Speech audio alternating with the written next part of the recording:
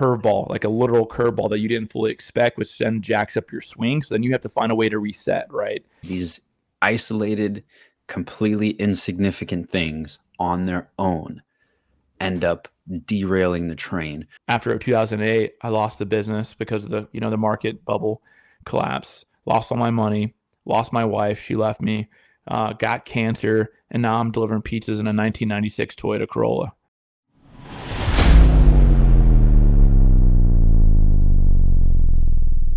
Yeah, straight up behind, just being fucking lazy and letting shit get ahead of me. Lazy as in like Not you're executing when I need to execute. Yeah. Do you think that's partly intentional? Do you think that like you're okay with what you're feeling right now? So you're just like, I don't give a shit. I'll just call it seasonal laziness, maybe, where it's just been a long year, maybe. Exhausted mentally, physically, like something, right? Like there's no reason why, other than the term of lack of discipline, right? And I'm going somewhere with this, but do you just feel like you're just fucking tired? You've been sprinting and you're out of gas. You're thrown into the bottom of the ninth inning and you fucking started the game, right? No, because that's going to be in, like 40, 50 years. But okay, to be very honest with you, it's more or less along the lines of I haven't been executing on the things that I need to execute. Right. It's kind of like a my fault type situation. And we talked about it a little bit last week to where I believe we were talking about it last week, or it may have been a little bit before then, but to where there was like I don't know, like a lull, like a little bit of nonchalantness. I was not falling behind on videos, but I didn't have like shit to record, and just kind of things didn't particularly line up in such a way that I had kind of like my ducks in a row. Like my days, the flow of the day kind of changed a little bit, and it's taken me a little bit to kind of like come back together and get it flowing back in the right direction. So it's not necessarily a laziness thing, right? Because like, for example, let's just say you have the easy way that people that can relate to this is like, for example, you got to be at work at, let's just say 9 o'clock. You got your standard 9 to 5. You wake up at 7 o'clock, or you wake up at 6 o'clock. You get your stuff ready in the day. You take a shower, you eat breakfast, you do all your stuff, you knock all of that out. And then obviously you go to work, and then you run into a day like today where the time changes, right? So something happens that's outside of your control. And now that morning schedule, that flow is slightly off for some reason. That's where I've been. And I'm in the process of like getting it back together and getting the ball rolling in the right direction. That's the easiest way that I have to explain. The easy way for me to say it is execution, because it's all, getting back in the rhythm of stuff. But honestly, that's what I felt like the last couple of weeks for me have been, is just like keeping the ball rolling in the right direction. Like I feel like it's slowing down a little bit, and I kind of have to like brute force it to kind of keep going in the direction that I want to go. I don't know if that makes sense to you. it makes sense a little bit, right? What I interpreted is just disruption in your rhythm, right? That's all it is. Pretty much. It's just a little bit of chaos, right? And chaos is necessary. The reason why I was fishing for those questions, though, a little bit is as I was trying to figure out like sometimes we have to be careful what words we use, because I think they can be misconstrued.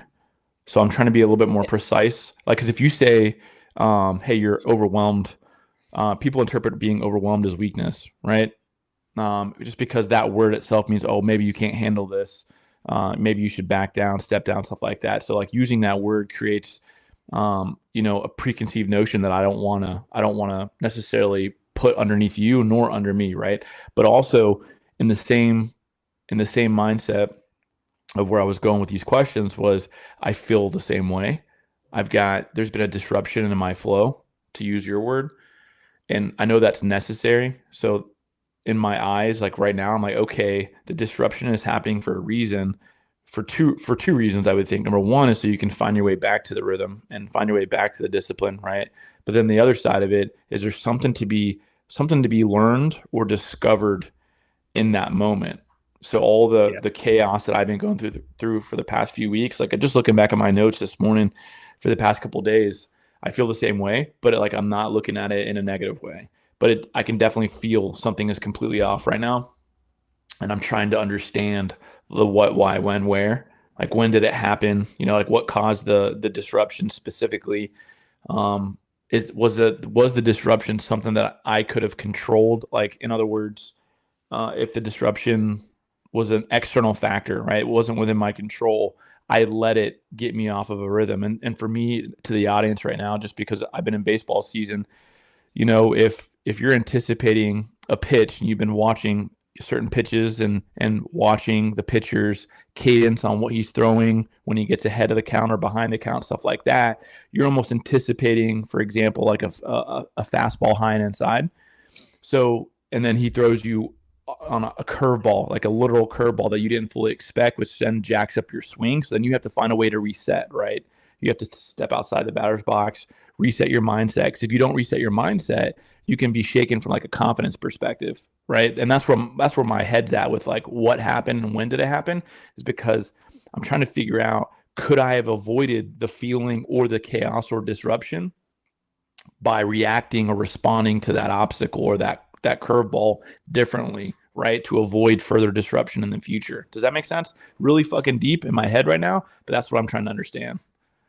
No, and I get it. And strangely enough, I don't know how the fuck we find ourselves in the same boat pretty regularly, but I don't disagree with anything that you said at all. And honestly, hearing you say it kind of solidifies it to myself, because I just kind of think about it as like the two things that I wrote down were overwhelm and stress. And I don't necessarily use those words like ever, really. Like you're never going to hear me say them. So I just don't think about it that way. But when you kind of think about it that way, there's a reason for it. And I'm still not going to describe those feelings as myself, but there's a reason for it. And when I think back, and for example, let's just think back to the summer, right? So we're in October now. The summer may have been 3 or 4 months ago. Ezra was in baseball. He was out of school. Everything was kind of rolling at a certain pace, right? Because there was 4 days a week where there was 4 days a week essentially where he had either practice or games. And then there were certain days a week where we were recording. So I pretty much had the schedule to where everything had a specific time, right? Now that's expanded. There's less sports. There's a little bit less in terms of recording. The temperature's going down. So my schedule is technically a little bit more open, but everything has to fall at a different time. So there's less to do, but also the time that I was doing the things isn't lining up the same, right? So for example, the easiest way to think about this is like if you wake up and you have your phone in your room, your alarm is your phone, you pick it up, it's in your hand, you go to the bathroom, you brush your teeth, now you have your phone in your hand. But for some reason, you decide to put your phone elsewhere outside of your room so you don't have it, something that a lot of people are doing.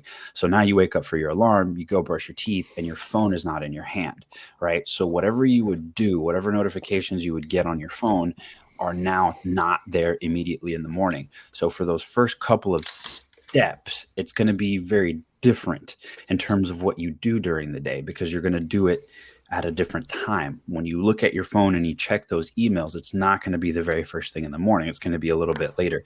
So the things that you do out of habit that kind of kept you moving in whatever direction it was are always going to be slightly shifted. And that's kind of the situation that I feel like I'm in right now, to where everything's there, everything's getting done, but I haven't found the like flow of it right now.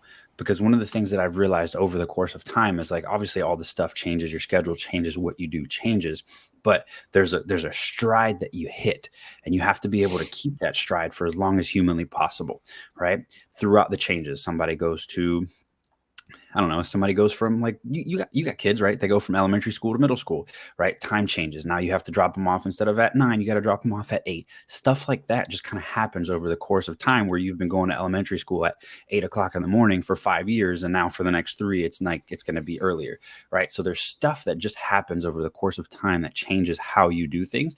And you have to be able to continue doing the same thing while adapting to all of those new things. So it's always a little weird. No, I think, dude, you said it. I don't understand how we end up here, right? All the time, because we feel the same way. But then, I was scrolling a little bit last night, I think it was, or sometime yesterday. And one Yeah. of the things that I found is that, hyper focused people or hyper successful people, just they can't relax, right? You're constantly going. And it's the way that I equate it to in my brain is that, when there is calmness, even my wife said it. I think it was 2 days ago. We were talking about something just about all the moving that we've made and stuff like that, and in an early retirement and all that. And like I just can't sit still, man. So like I'm thankful for the uptick in things to do and the need for execution, because I feel like right now, when I ultimately came back to like what happened and why am I going through what I'm going through right now, there's been an uptick with things at work, right? And an uptick with things at home. Like all the girls' birthdays have been in October, right? My wife and I's birthday was in October. I got a lot of good things going on at work, but it's requiring a different version of me. So there's an uptick in efficiency that is needed right now, which has caused the disruption for me not to be as consistent. Because typically, when you're moving very fast, you obviously lose your consistency. That's the same thing in professional sports, right? There's a reason why when you pitch, you time, it's consistency, your effort, your approach, how you stand. It's very, very consistent, right? And as soon as something happens in the game that frazzles you and you're out of sync, that's when you're going to make an error, right? So being able to find calmness or stillness is probably the answer to this question right now. When you think about it, and that's what I've been trying to focus on. Is I've been trying to find a little bit more solace in meditation. I've been trying to find a little bit more solace in my journaling, right? Taking notes, talking to myself a little bit differently so I can try to find a cadence, bullet points. And because I always carry like a pocket notebook, I'll use my phone any way, shape, or form that I can take some sort of a note for myself, set an alarm for myself, I will, right? Just so I can try to build some sort of a cadence. But then the flip side around that is if you don't just take a pit stop, right? And say, okay, I gotta pause, timeout, reset. If you don't take that, something's gonna implode. And that's where I'm at like this weekend. That's where I'm at today. It's like, okay, I can feel it in the air. I can pause real fast. I can find some solace and some peace and find some stillness. And I need to, so that way I can continue to prepare myself for like that hyper growth that you're about to go through. I think that's probably what the universe is telling you and probably telling me is that, if you're calm for a little while and you're in rhythm, it's time to level up. Is where my head's at with it. Is because you were getting really good at how to handle what you were going through, handling your podcast flow, handling your real estate business, handling the family growth and the baseball and all that good jazz, right? You just became really good at it. So that's why the disruption was needed if you want to elevate. So this is where I'm like, okay, you're on level 35 of Kevin or 37, 73, whatever level you're on. Yeah. That's what I keep telling myself is like, I'm about to enter the next level right now. So I need to be aware, physically aware, mentally aware, right, and spiritually aware of what's about to go down, so I can find stillness or I can find some calmness in what's about to take place. That's what I look at when I look at my notes this week because there's something else that came up, and I don't know if you can feel this like I'm feeling it right now. But I the definition of suffering and how you respond to the suffering has been coming up a lot, probably because my algorithm, I clicked on a couple things, but the mindset of where I look at like the more you get spiritual and the more you read about happiness and success and like what does happiness truly mean? Is it joy, right? Whatever it is. We can talk about that in a later piece of it, but like the mindset of suffering has come up because if you're in a shitty cycle or a shitty version of yourself, how can you leverage that to your advantage and what do you learn from that? Right? Because there's always a learning, and if there wasn't learning and suffering, then life is pointless, or your life is pointless. Like you're not truly self aware of what's going on, and you're just going with the ebbs and motions of life, right? So I think people get so hyper fixated on happiness that they forget about suffering and how powerful suffering can be in a good way.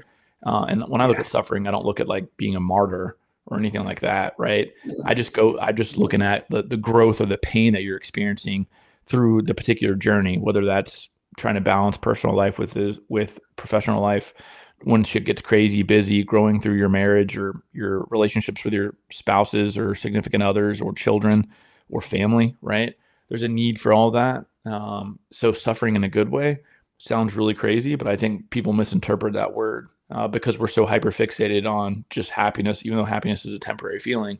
So I've been coming back to chaos and busyness, which is how we started, but then suffering through what most people would think is shitty feelings, but they're actually the good feelings that you need to continually grow. Interesting. I've thought about all of those, and I've thought about them in a very interesting way. So, kind of going off of what you were saying before, chaos and busyness, and then suffering on a separate thing. But it's interesting because suffering is a signal, right? Mhm. Many people think of it as like a pain point, but in reality, as you were saying, it's a signal. It's a signal for something. There's a signal that there's something off track. There's a signal that something's not going right or something's not going according to not necessarily the way you want it to be, but the way that it needs to be, right? Because at the end of the day, you can suffer with something, and the only reason it becomes suffering per se is because you feel like you have no control over it, right? That's what causes the pain that is attached to suffering. But in reality, if it was the way that it needed to be, and you realize that you have no control over whatever the thing that you're suffering over is, you kind of let that go. So when it comes to busyness and chaos, and the way that they attach to all of this is, you have control over that. From my perspective, when I feel that busyness, I feel that chaos. I mentioned before that I like to tighten up and wake up a little bit earlier. Why? Because my flow feels different throughout the day.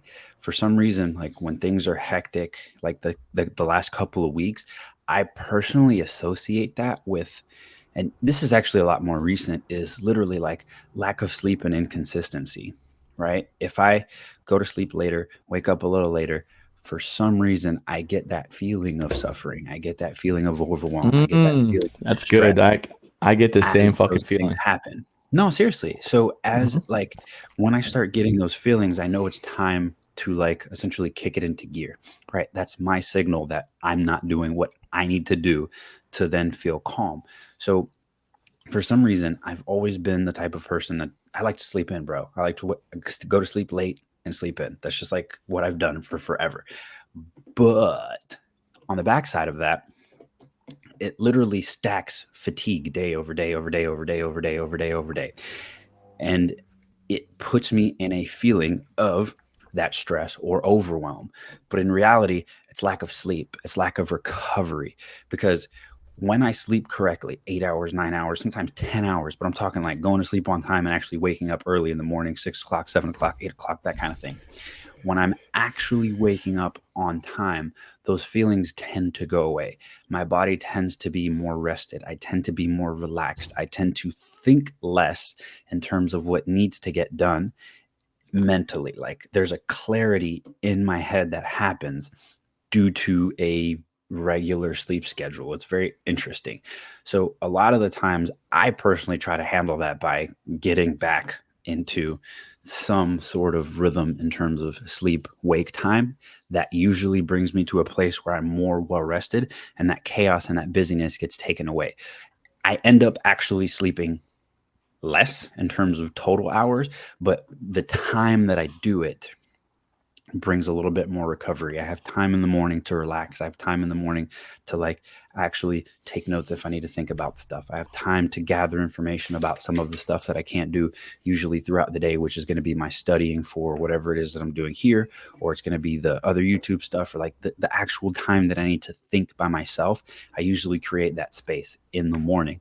And when I have created that space and I have done that thinking, my day tends to go by a lot faster. The problem is that when I still have to do thinking and it's like 9 o'clock, 10 o'clock, the family's awake, there's things going on, that's when I start to get those feelings because I haven't done the things that I needed to do throughout the course of the day. And then obviously that is what ends up leading to that pain, that suffering, because I can't do the shit that I need to do.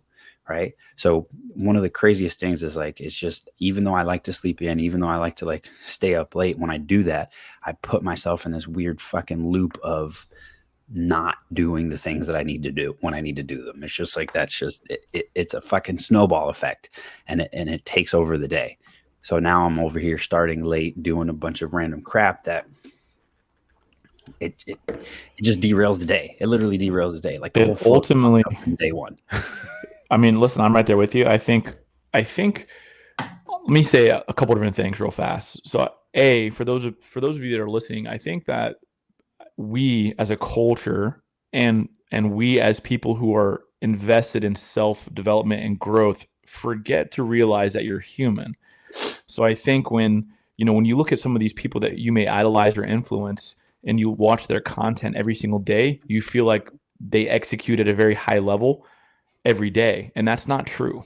Unless you've been in the game for 35 or 45 years, everybody has a weakness and everybody's going to get beat somewhere. You're going to revert back to an old way. You're going to revert back to a bad habit. You're going to get a little bit, you're going to enjoy the relaxation for a day or two. And as soon as you get out of that relaxation, and the best way that I can describe that is when I'm working out every other day consistently, my body doesn't hurt. I have your normal pains, like muscle pains where they're tight or tense and sore, right? But I feel fucking great. But when I don't work out for a week because life has been really busy, I have arthritis pains. I've broken 30 bones almost from skateboarding and just had multiple sports injuries. So I'm in pain. Um, but I'm in less pain when I'm more active than I am. And that goes back to that, objects in motion, stay in motion type mindset, right?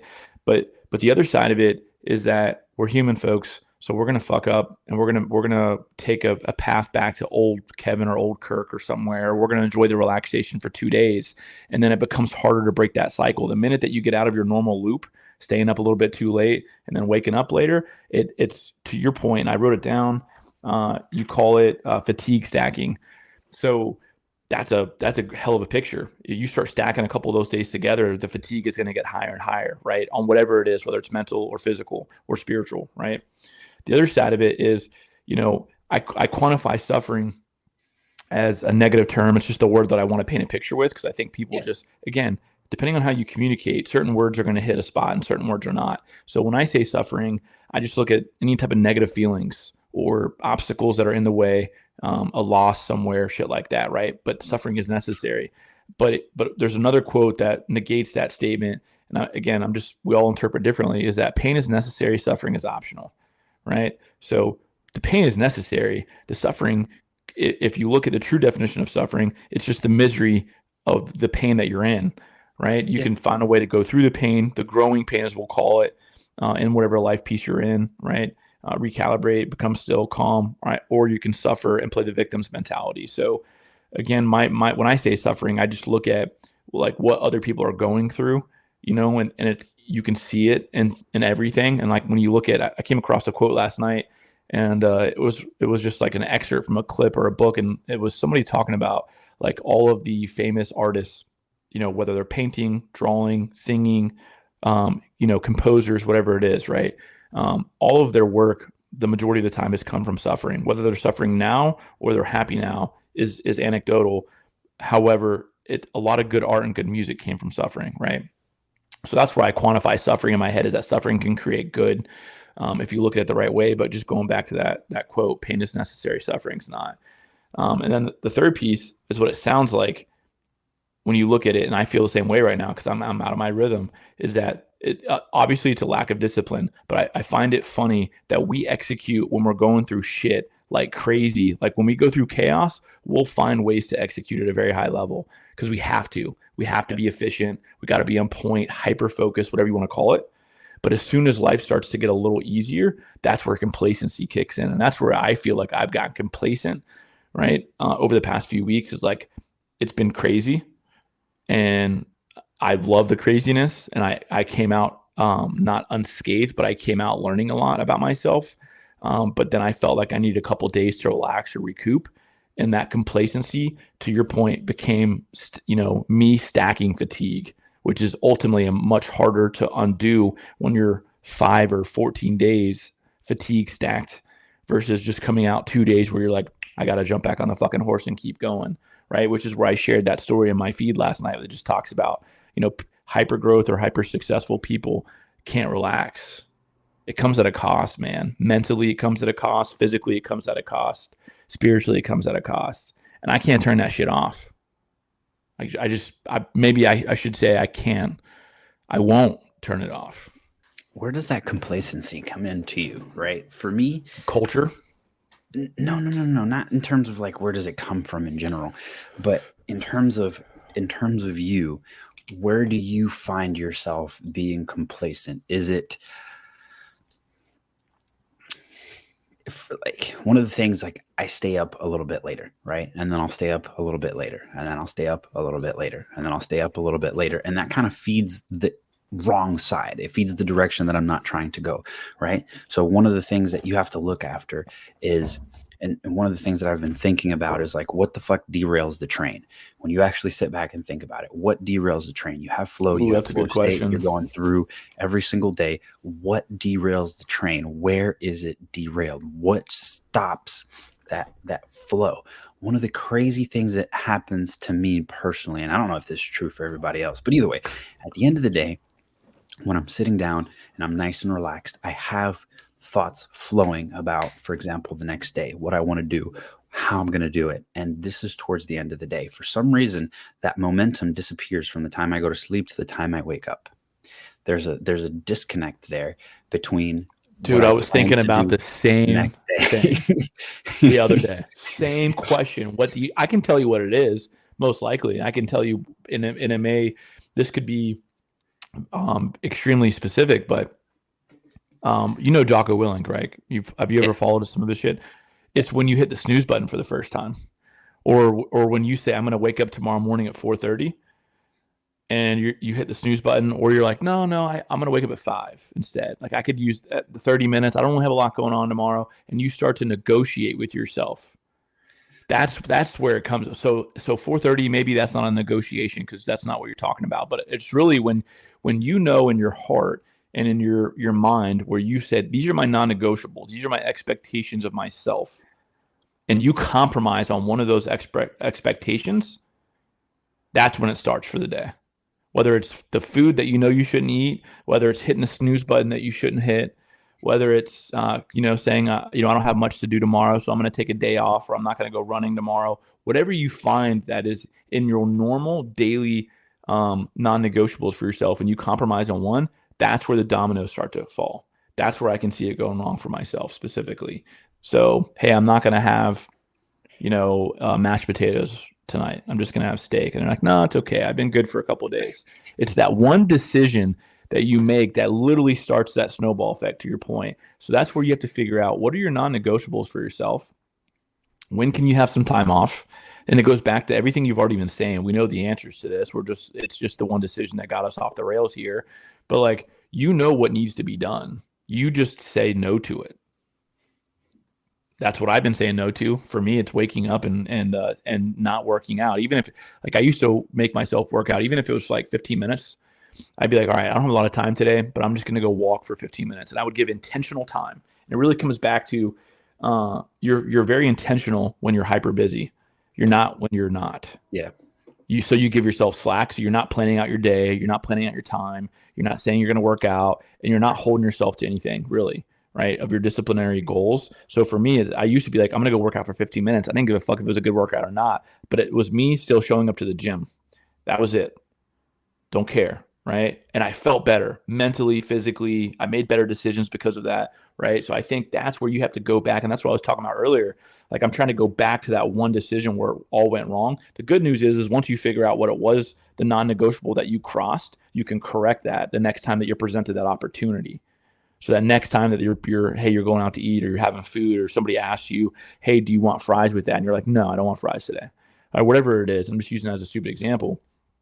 And you say no to it, you'll get yourself back on the rhythm. You just got to find where you need to say no to something instead of saying yes or I'll just one more time. Or it starts now, not tomorrow, not in a couple hours. It starts now. That's my answer to that, man. And that's just how I feel. And it's funny that you have the same fucking question for yourself. Because I literally was like, that's why I go back to the 4 W's. And I use this a lot at work. It's like what, why, when, where. Like what went wrong? Why did it go wrong? When did it go wrong? Where do you go next? That's the questions you should ask yourself, right? So I already figured out the what.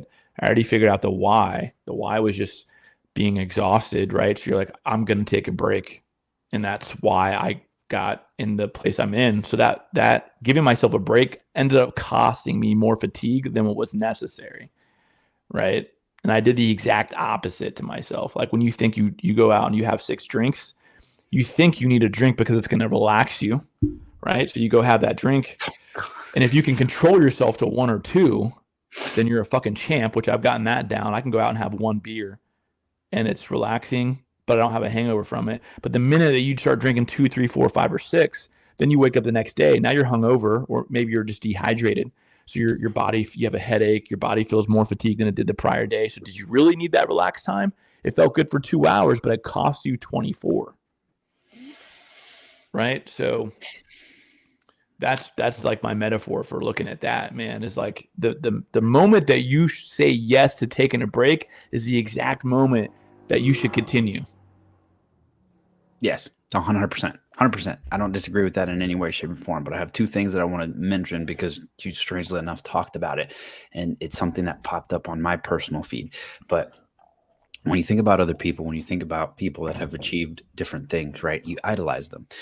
Now, the thing that relates that to what we're talking about is very simply they've achieved this because they've been able to focus themselves over an extremely long period of time, right?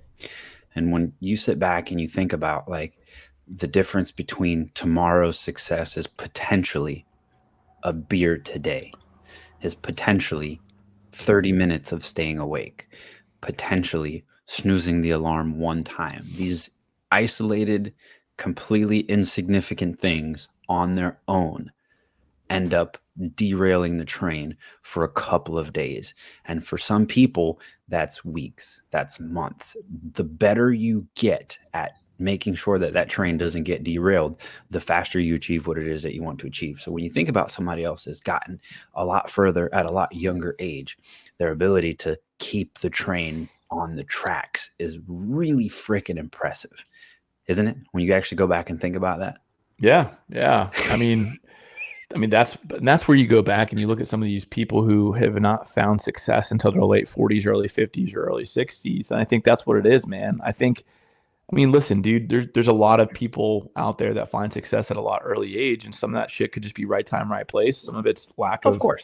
or some of it is just a trend, and others is supreme dedication and discipline, right? Like it's everybody's got a gift, and some people have to work harder for that, work harder to create gifts, right? So, I agree with you. I agree with you. Like I listen, we're still young, dude, and I think for anybody out there who's like feeling like they don't have enough time, like go find all the people that you think are successful and find out when they started their success, right?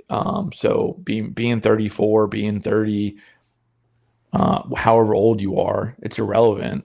It may take us a little bit longer than others, but I totally agree with what you're saying. Dude, it's crazy. So the other piece, the idolized the thing. I was scrolling through Facebook. I think it was 2 days ago, maybe 3 days ago. Could have been yesterday. I don't fucking know.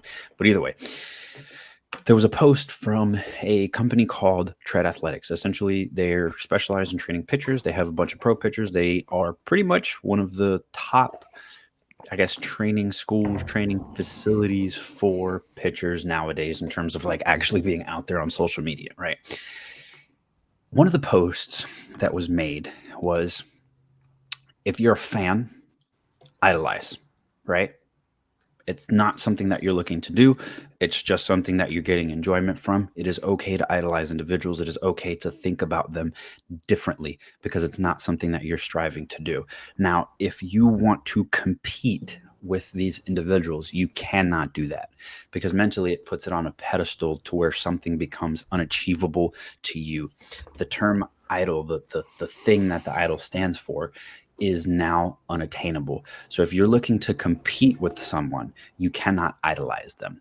And that's a very interesting thought because at a younger age, when I thought about certain individuals, let's just talk about playing baseball, I did idolize them. What they do on a day-to-day basis becomes unachievable when in reality, you have to study them, you have to learn, you have to be able to pick up on certain things that you can benefit from and then filter out the things that you do not. And now you become a better person. Now you actually become a competitor because you are now studying and learning in that space. That's So the fact that actually you a talk good about point for idols, those sure. that you idolize. I just want to inject this. For those that you idolize and those that you feel the exact opposite, those that you cannot stand, those that you hate, whatever, you can still study them. Oh yeah, of course. That's 100% true. The main thing is just the idol mentality, right? If it's something like you're thinking about a star and you're trying to be famous in some way, shape, or form, right? If you're thinking about I don't know, like a movie star, right? Let's just talk about Will Smith, and you want to be a movie star, like you can't idolize that person and what they've done. You have to study them and break it down. Like, what did they do? How did they get to where they were?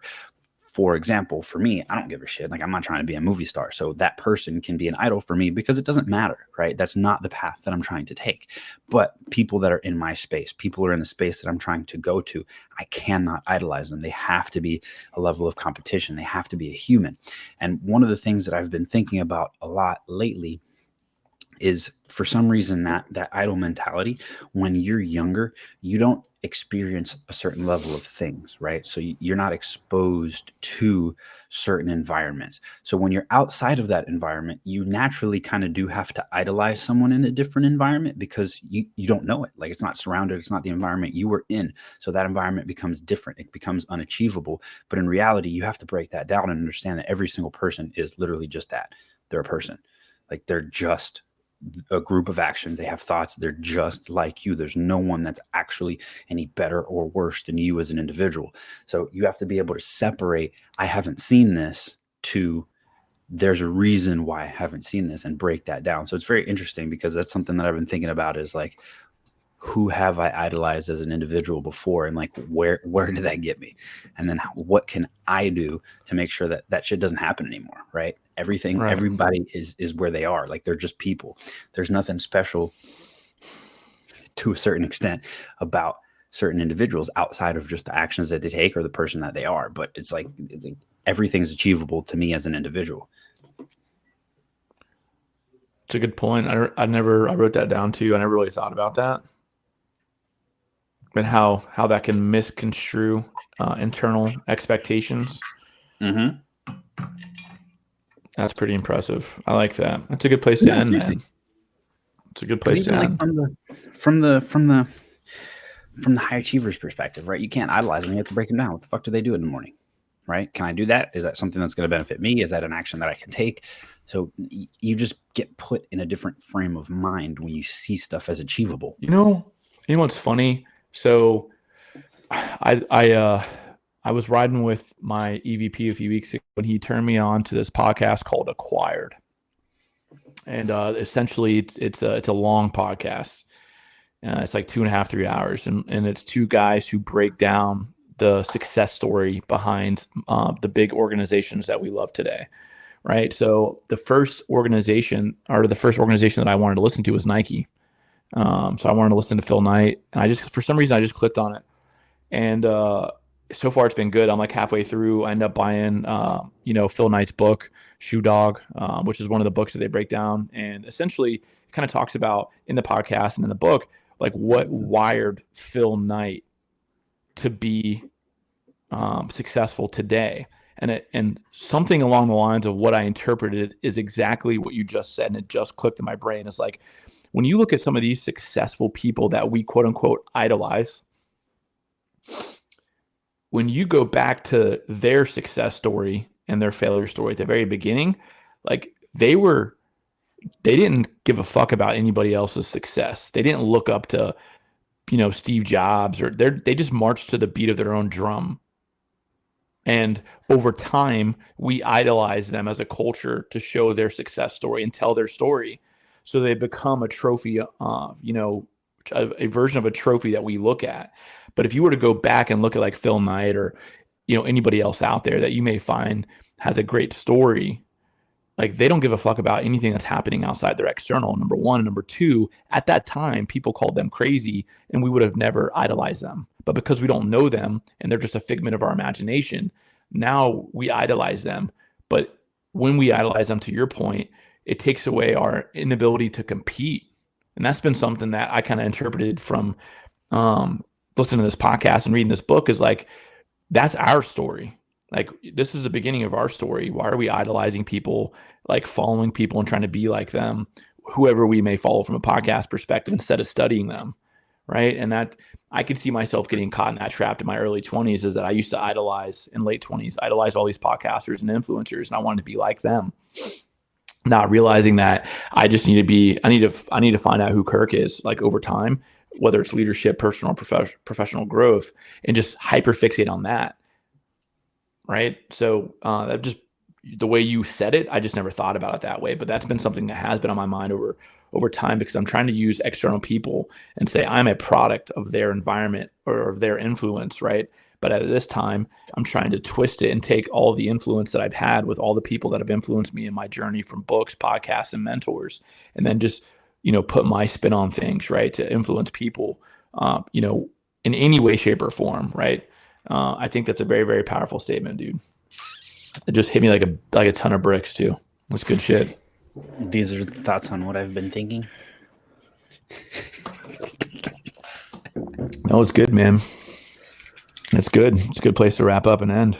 I took a shit ton of notes today for sure.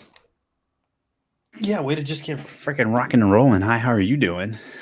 I feel good now. I didn't even get a chance to see how you're doing. You were here just starting off freaking asking questions. Well, I mean, that's what we did last time, and I am super excited to look at the episode from last time because that's how we started, and I felt like it was a really organic, great conversation, and it was also it was therapeutic for me to learn from it. That's why I was like, I need to talk to you today. I need to talk because it's been a crazy few weeks, and I haven't had a chance to break down and talk like that with somebody else just on that level.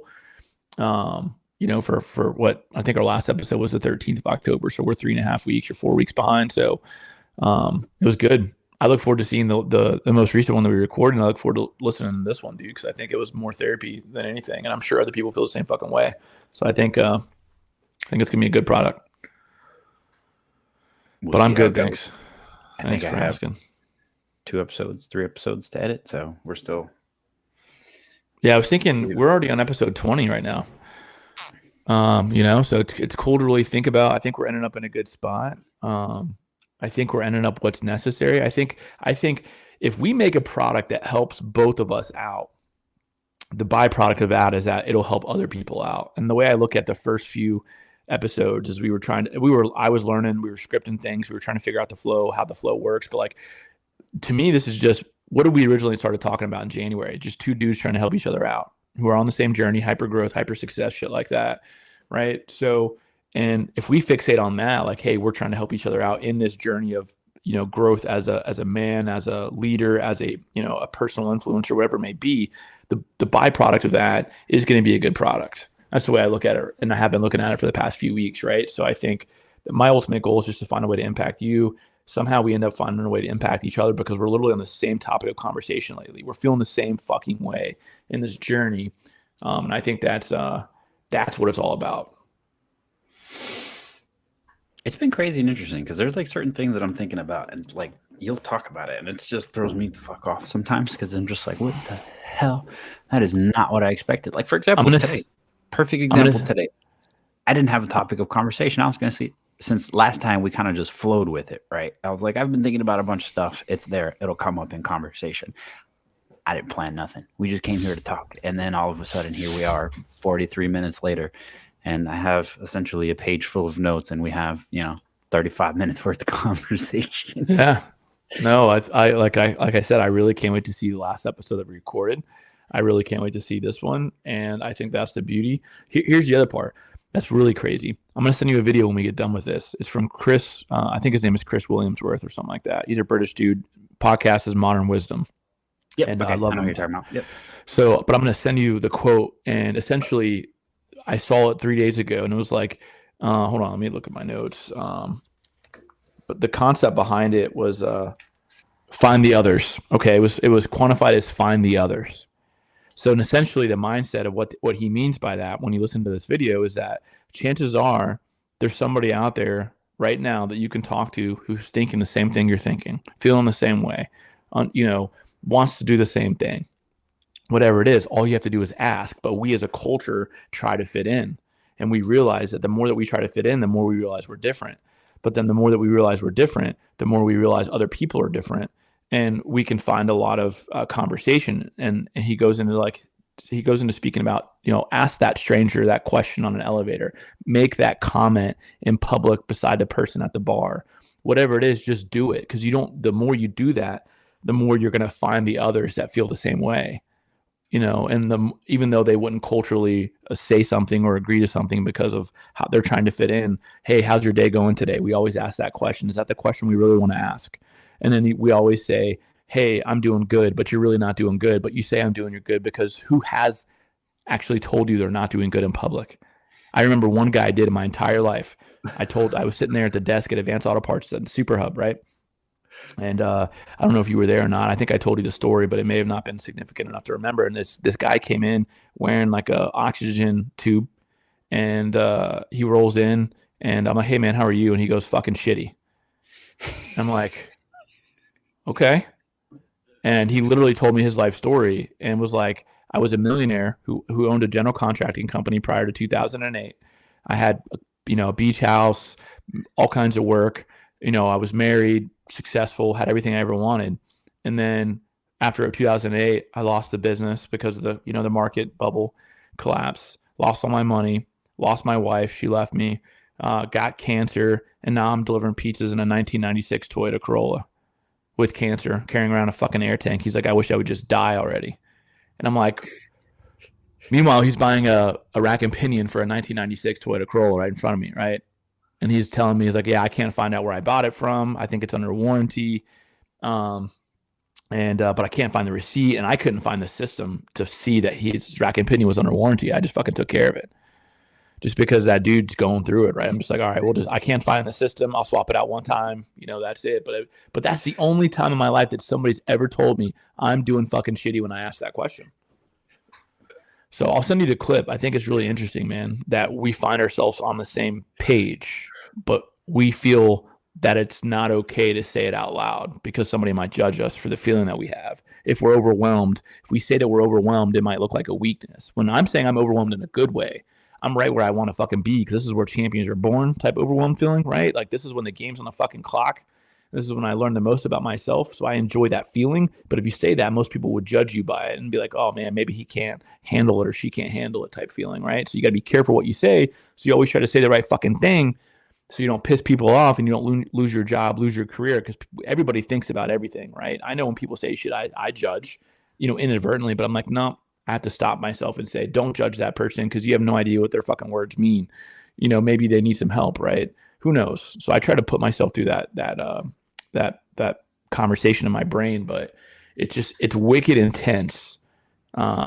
This video, if you really think about it. So I'll send it to you after the conversation.